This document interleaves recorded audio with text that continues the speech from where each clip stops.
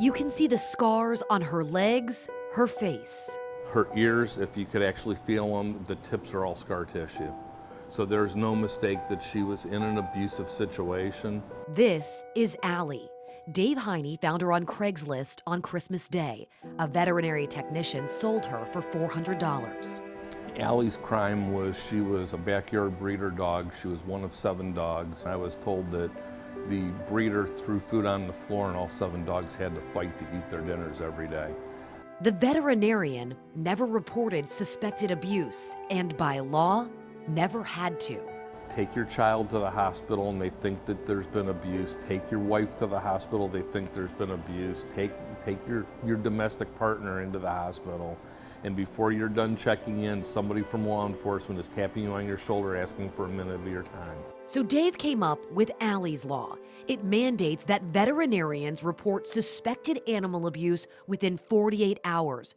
Technicians who suspect abuse have to make sure a full exam is done by the vet.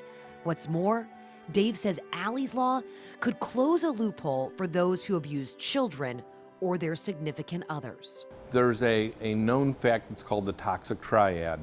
And the toxic triad is basically a triangle with one corner being animal abuse, one corner being child abuse, and one corner being domestic.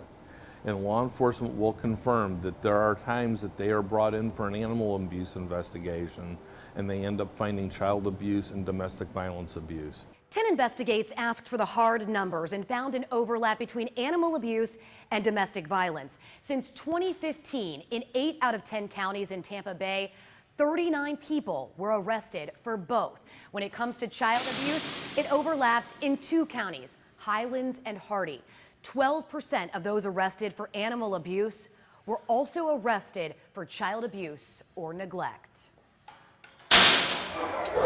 Doug Brightwell with Pinellas County Animal Services says that's just what we know about. He sees it more often.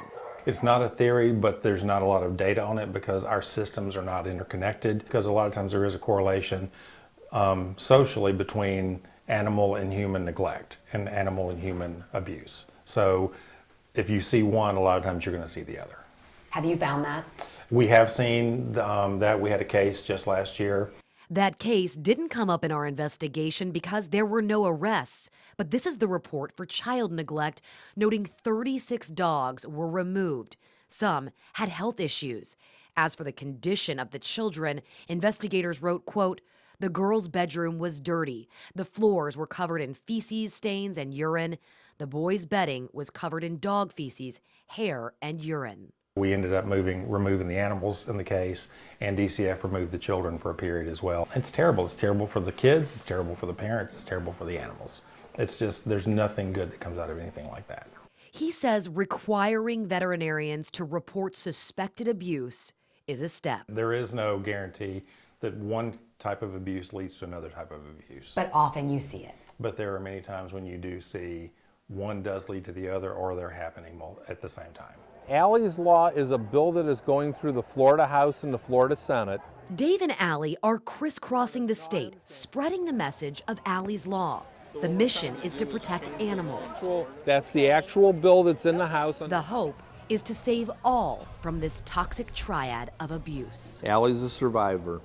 The thing is if Allie's Law doesn't happen in 2020, it's just another way of saying it's okay to abuse a dog or a cat or any other domestic animal, and you don't have to worry about the repercussions of doing so.